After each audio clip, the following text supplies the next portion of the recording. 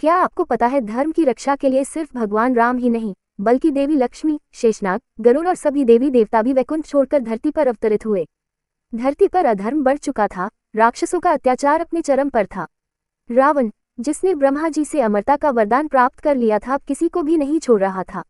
न देवता, न ऋषि, न मानव, देवता भी भयभीत थे, त्रिलोक कांप रहा था। तब ब्रह्मा, महेश और देवताओं ने भगवान विष्णु से प्रार्थना की, हे नारायण, अब केवल आप ही इस संसार को बचा सकते हैं, अब केवल आप ही अधर्म का अंत कर सकते हैं।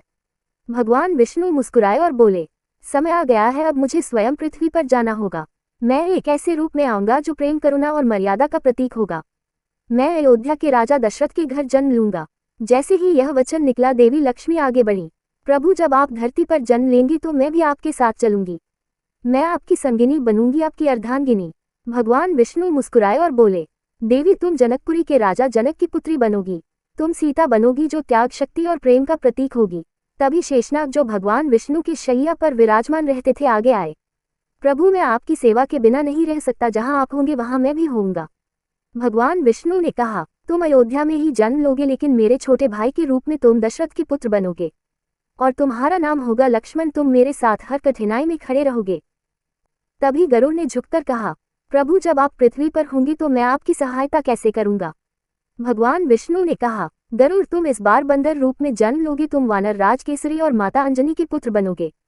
तुम्हारा नाम हनुमान होगा। तुम मेरी भक्ति और शक्ति का प्रतीक बनोगे। तभी अन्य देवताओं ने कहा, प्रभु, अगर आप स्वयं पृथ्वी पर जा रहे हैं तो हम भी आपका साथ देंगे। भगवान विष्णु ने आदेश दिया, हर देवता, हर ऋषि जो मेरे धर्म के लिए कुछ करना चाहता है, वह पृथ्वी पर जन्म ले। वे वानर, रीछ और विभिन्न योद्धा बनकर मेरी सहायता करेंगे।